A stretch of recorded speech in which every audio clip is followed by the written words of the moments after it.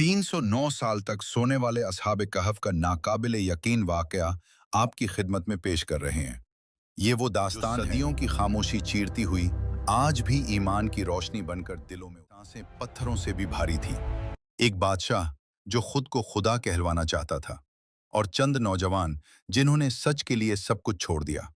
ये है असहाब कहफ की वो रिवायत जो वक्त को चैलेंज करती है और इंसान को कि हक कभी तन्हा नहीं होता। दकियानूस अपने दरबार में खड़े होकर खुद को इलाह कहकर पुकारा करता।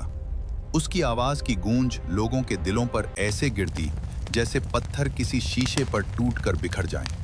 उसका हर हुक्म खौफ की लहर बनकर पूरे शहर में दौड़ जाता। लोग उसके साए से भी डरते थे।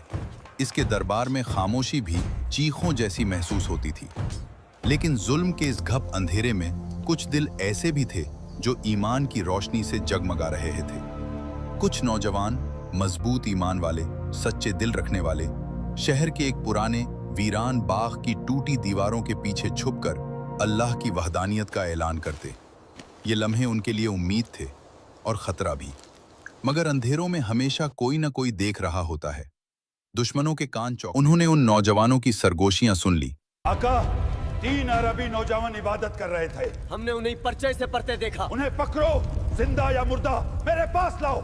जब दकियानूस को पता चला कि कुछ नौजवान उसकी झूठी खुदाई को चैलेंज कर रहे हैं, तो उसका गुस्सा भड़कती आग की तरह हुआ कि हर लहर में फैल गया। दरबार लरज उठा। सिपाहियों को हुक्म दिया गया कि उन्हें हर सूरत गिरफ्तार किया जाए, वरना उनके पूरे खानदान मिटा दिए जाएं। दकियानूस का हुक्म है कि नौजवानों को हर हाल में पकड़ो, जिंदा या मुर्दा। ये खबर जब उन नौजवानों तक पहुंची तो उनके कदमों के नीचे की जमीन हिल गई, मगर खौफ के बावजूद उनका ईमान मजबूत रहा। हमें अपनी ईमान को मजबूत रखना है, चाहे सब कुछ खात्म हो जाए। हक के लिए छुप कर भी हम सच बोलेंगे। और फिर उन्होंने एक ऐसा फैसला किया जो किसी आजमाइश से कम न था, शहर छोड़कर भाग जाना।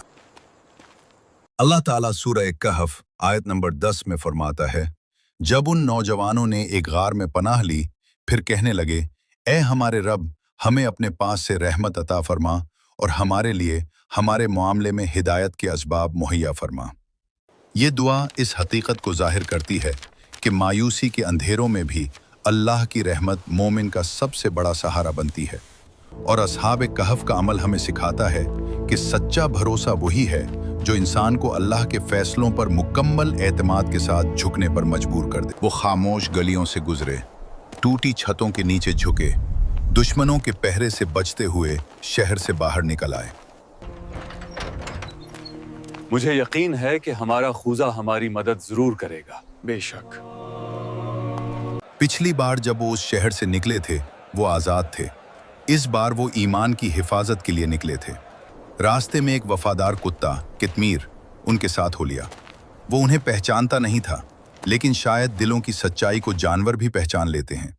कितमीर उनके कदमों के साथ कदम मिलाता रहा, जैसे वो भी उनके मिशन का हिस्सा हो।